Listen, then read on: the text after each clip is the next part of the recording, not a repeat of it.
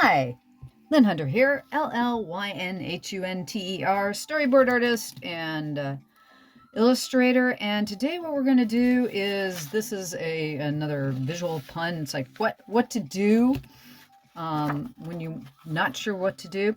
I'm combining, I found these nice cute little tigers for a tiger shark. And this is a tiger shark. This is a Wikipedia photograph. This is another photograph on the internet.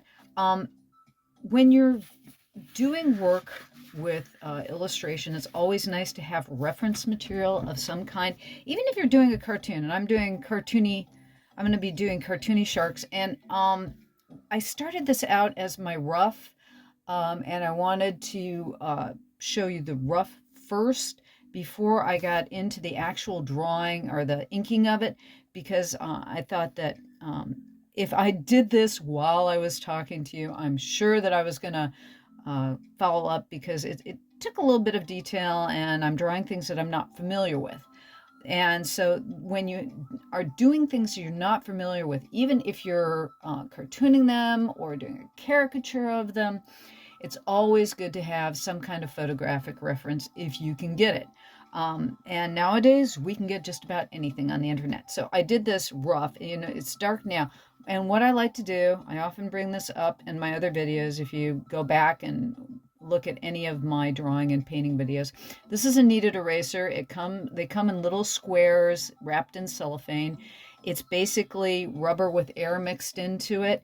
And I use it a lot when I'm drawing, because I don't draw well the first time. You can see how scribbly this is. And my drawing is more or less like, I always feel like it's when you're doing wood carving, you'll go to finer and finer and finer grit sandpaper.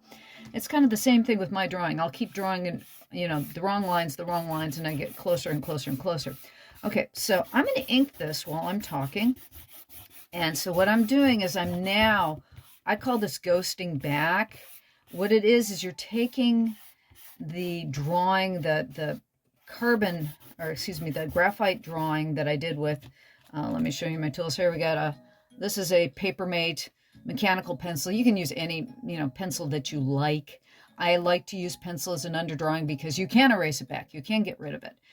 And this is a 0.5 millimeter drawing pencil.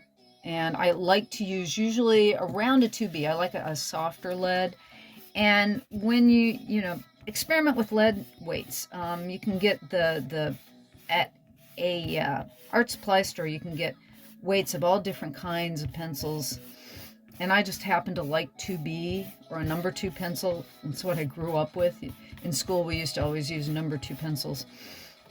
But anyways, like I said, I'm currently doing what I call ghosting back. So you can just see a bare minimum of a drawing under there. Now what I'm doing is I like these poses, and I more or less utilize these poses. I'm changing this one here. I have his paw up instead of down like in this picture here.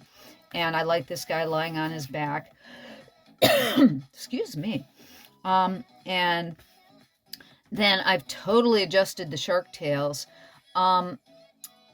Draw from life if you can, as much as you can first. I've got probably, I'm 65 years old, or I'm going to be 65 years old. So it's like I've got a lot of time that I have been drawing and sketching, and I still don't have it right. I still look at reference material. It's always good to have reference material on hand.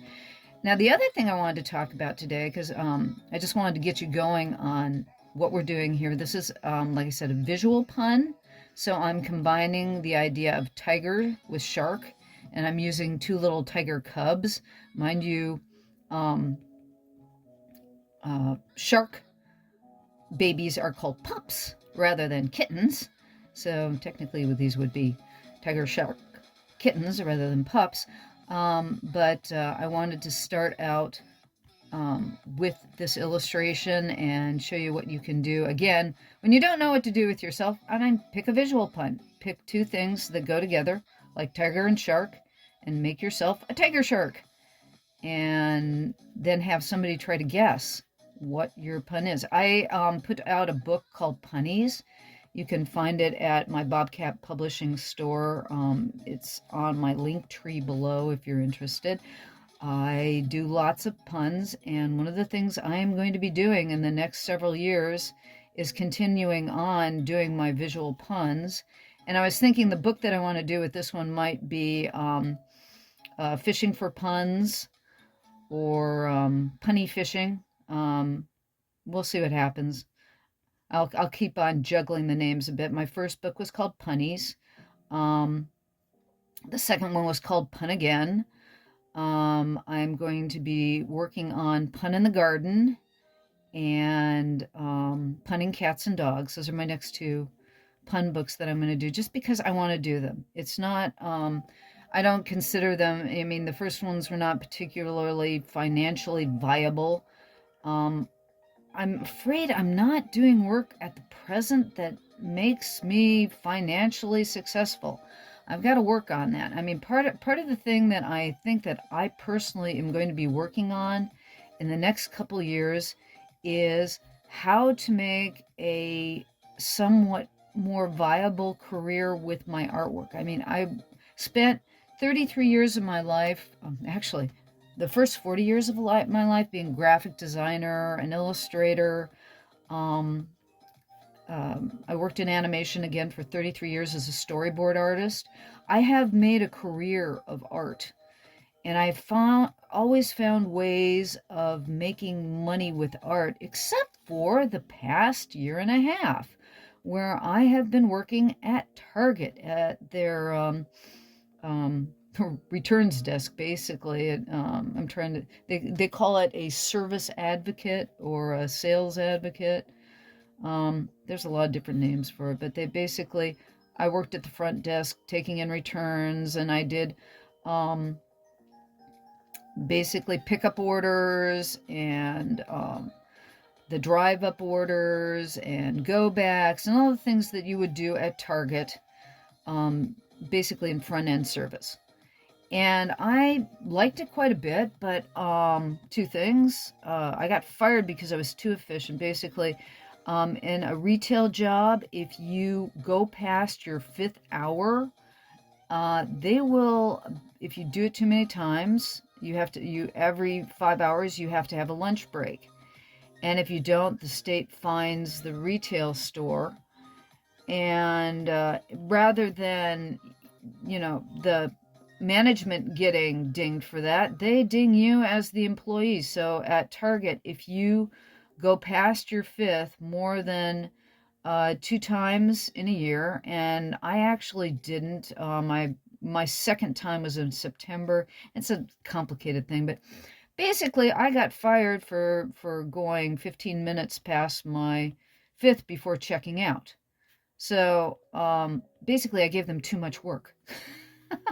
So they fired me, which I'm actually rather glad, because now I get to work on my artwork again and practice getting more of my artwork done and figuring out more how to make money with my abilities. Because in this society, in this day and age, being a creative, talented draftsman is not considered a good way to make a living. And I personally feel it shouldn't be making a living. I feel that everybody out there with talent should be able to express themselves and create wonderful, fun, magical things, and not have to worry about, finding a way to keep the roof over their heads. I mean, in this day and age, let's face it, it may sound socialistic of me, but I feel like, there's so much to go around. How is it that we're all working our butts off and not playing more? Because that's the way it should be. That's the way humanity has been working towards, let's get enough food so we can all have good, creative, and productive lives. And you would think by this time we'd all be there, and it's not quite the way it's worked out for any of us. Especially with, I will bring up AI constantly because I've been playing with it, and it does replace a lot of, most artists take 10, 15, 20 years. I mean, I've been working at this since I was 10 years old or younger. I mean, let's face it, most of us have been working at it since we could hold a pencil or a crayon.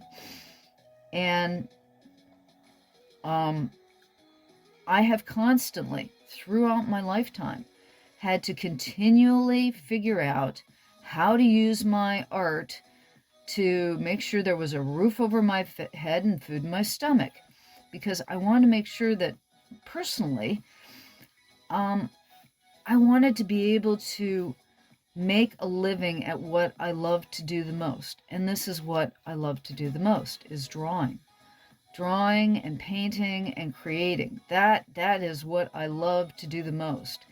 And I wanted to go, if I'm spending a minimum of 8 hours a day trying to earn money to keep the roof over my head, let me do it at something that I really enjoy.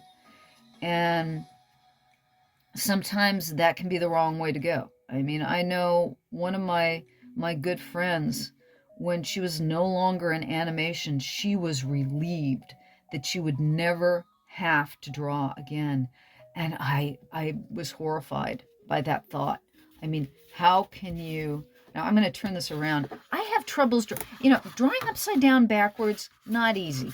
I have to draw, I mean, this guy, if I'm going to draw him and he's upside down, I'd rather turn the paper around and draw him that way because that's the way my brain thinks. Upside down and backwards is probably a really great way to practice to draw. I know it is, because you're looking at shapes and forms and what have you. But I'm currently trying to get this more or less looking right. And my brain says, okay, eyes go here. Instead of going upside down and putting the nose up here, my brain still has to go in okay, I'm looking in what direction? So that's why I'm doing, when I'm drawing, even though he's going to be on his back, I'm drawing him right side up, just because that is just more comfortable for me. If I wanted to work on my skills a bit more, and right now it's like I'm talking and drawing at the same time, which is not always easy. It's kind of like rubbing your belly and patting your head at the same time. So it's like I'm turning him over. But again, what I was talking about with my current situation, and how all my life I have made a living as an artist. I have put a roof over my head as an artist. I have a house, and I have cars, and I have motorcycles that have, actually my husband paid for the motorcycles. Got to be honest about that one. But I have a lot of things. I have a huge library. All my books were purchased with my art. All my art supplies were purchased with my doing art. And I would like to continue to bring in some kind of income, even though I'm no longer...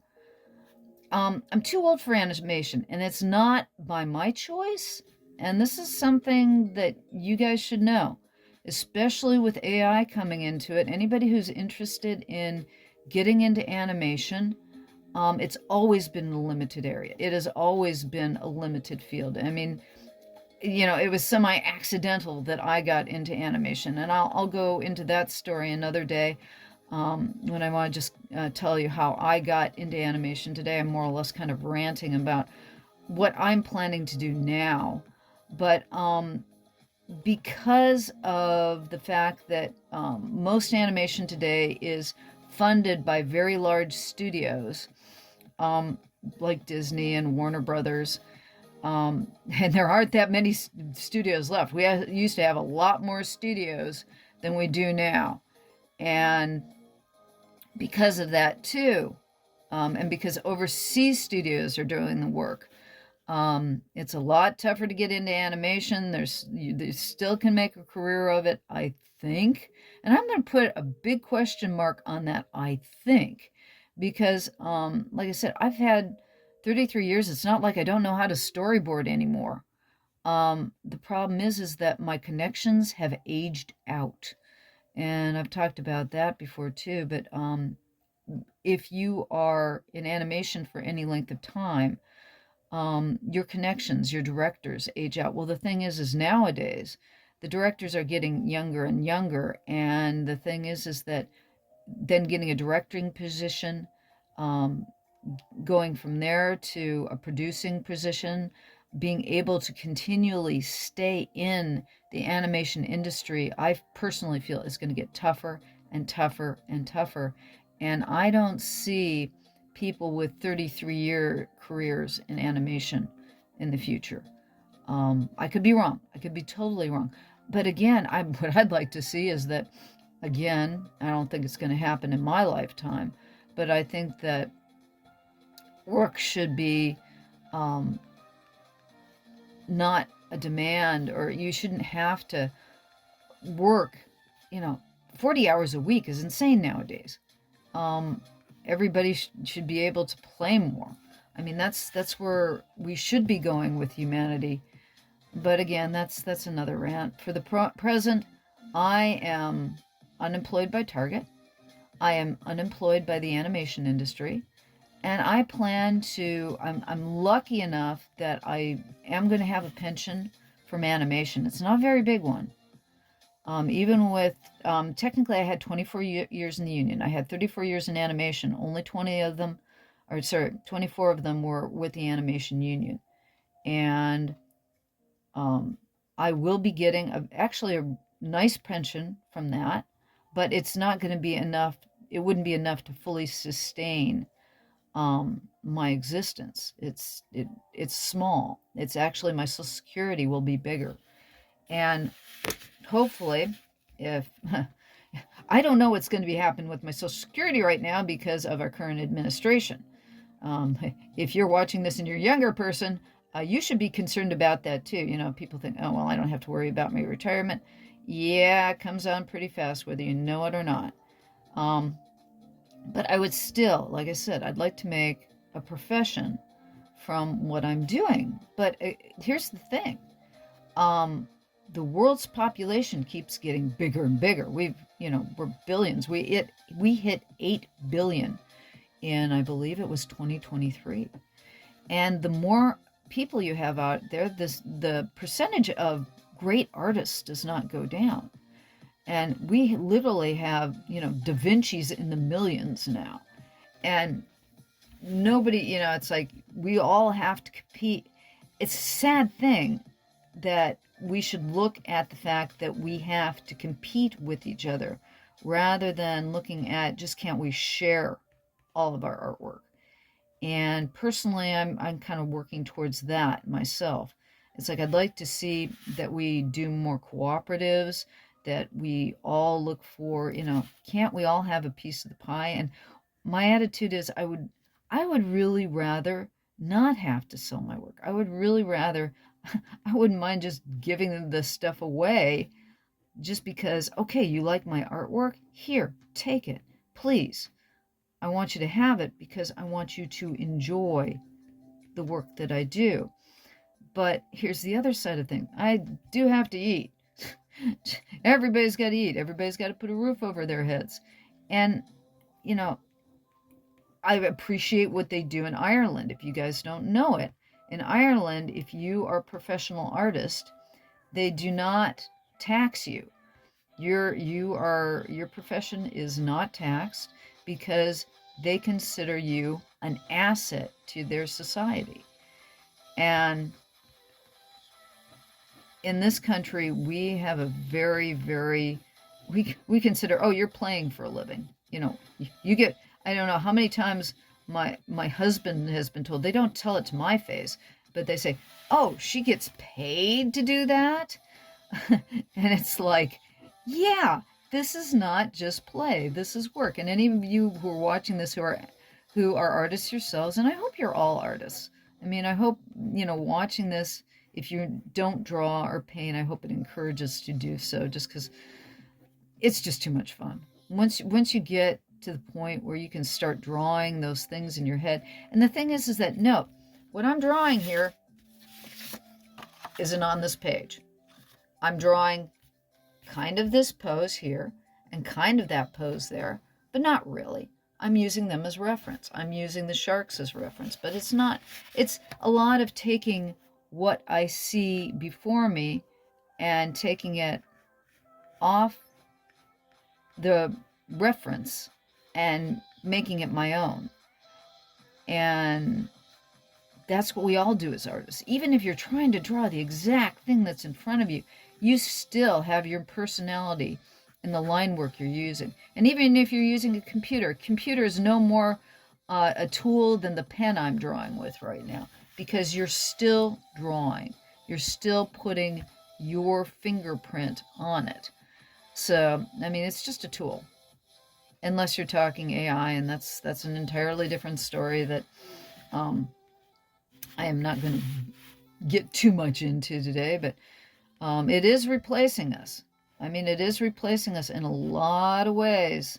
It's replacing artwork and artists that actually had jobs and had more creative jobs. It's turning creative jobs into not so creative jobs. But it is allowing people who don't spend the time and energy learning how to draw to be able to do that sort of thing. But anyways, as I sit here drawing, that's one of the things I did want to bring up, is that I'm doing more of what you're seeing in front of you. I'm doing my punnies. I'm doing my books. I will be making more books. We'll see what it takes to get them published. We'll see what I can do for selling them. What I've not been really great at is the distribution. Most of the distributors for books are with the publishers themselves. So what I really have to do is I've got to find somebody else who wants to publish my books and have them distribute them. So I've got to look into that more. That's something that I haven't really been focusing on since I first started doing my punnies. And I need to look into that. I've got to do some more research on what's a better way of selling things on the internet. What's a better way of marketing myself? And I think that if you're watching this, you're either one of the people who supports me. I have a small Patreon that I hope to continue to keep growing, because I also do a comic called Silk and Steel. That is one of my lusts and loves, and something that I am going to be working on and putting on Kickstarter and getting on with that now that I have more time to work on my own art. And I'm going to look into how to better distribute things, how to better build up an audience. I've not been real good at those kinds of things because I don't, even though I'm a rather outgoing person, I'm not as, how shall I say, outgoing as I'd like to be. I need to improve my marketing skills. I need to get in touch with other YouTubers. We have a great resource here on the internet where there are so many other artists who are giving out their skills, their knowledge, their abilities, and they've gotten better at marketing themselves. They've gotten better at finding ways to get people to enjoy what they're doing and to utilize their talents, and finding ways of making money with their talent. And I'm thinking that I need to promote them. I need to view them. I need to look at their ways of promoting what they're doing, and work on my own capabilities. And while I'm doing all that, I really would like to take you along on the journey with me. So some of my videos that I'll be posting in the near future will be more along the lines of, here's what I found out, this works, this doesn't. And again, along with showing you, this works for drawing, this doesn't work for drawing. Some people will enjoy the types of things that I'm working on. Some people won't. One of the things I need to do is create my own website. I've created my own website since 2000. I mean, I've been using Flash was one of the first programs. It's now called Adobe Animate, but it was originally designed as a simple tool for graphic artists to be able to make their own websites. And I made my website in Flash for years, and people just weren't on the internet. They didn't come to my site just because they weren't there. This was way back in 2000. This is in the very early days of the internet. And because of that, I didn't get a lot of hits. I didn't get a lot of sales. A lot of people didn't come to my site as much as I know they probably would have if it had been today. I have had to make so many websites that it's like I really got tired of having to relearn program after program after program. I have learned so many computer programs over the years in order to do what I need to do. And now I have to learn WordPress. It's not that tough. There are a lot of drag and drop sites that you don't really need to know WordPress, but you do kind of need to know WordPress. And setting up sites, if you really want to set up your own site, there are places like Square. Sorry, let me get this more into camera. Square and Wix, or Squarespace and Wix and things like that I could use, but I really don't want to do that. My store is on its own site, but I want something more than that. We'll see what happens in the next year or so. I mean, I'm going to be coming here.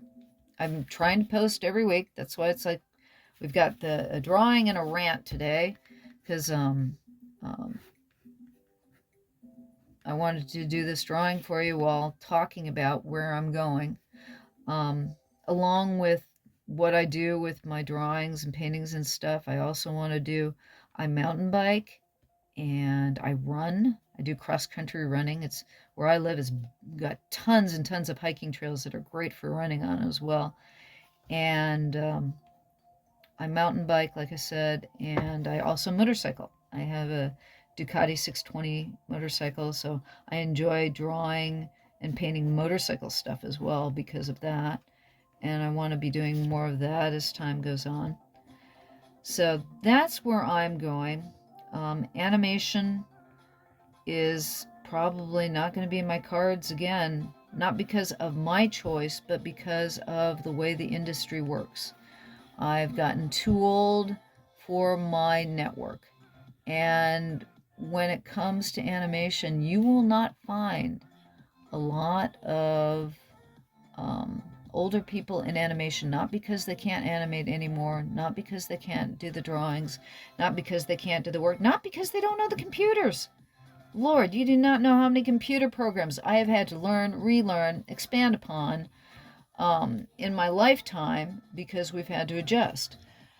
That's not what it's all about. What it's all about is your networking. If you are in animation, if you're going to get into animation, make sure you know your producers. Make sure you know your associate producers. Make sure you know the secretaries, because they become the producers. Because you want to stay in animation. If you get in there, do everything you can to network, because that's how you stay in animation. Knowing the right people. It's not, it's what you know and who you know. So once you get into animation, make sure you keep the who you know as strong as the what you know, and both have got to be actively followed, actively gone after. And even when you do that, it might not be enough, because I know artists that are so phenomenally amazing. And a lot of them nowadays, what they do is teach. And I have a problem with professional schools and teaching, in the respect that they charge so much money that they don't need to charge. And I think that you can learn so much here on the internet without getting major problems with going into debt for school. Go to school if you want to go to school. But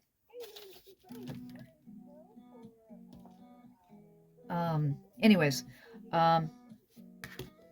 that's about it. I'll talk to you later. Thanks for stopping by. Llyn Hunter, Llynhunter. Bye-bye.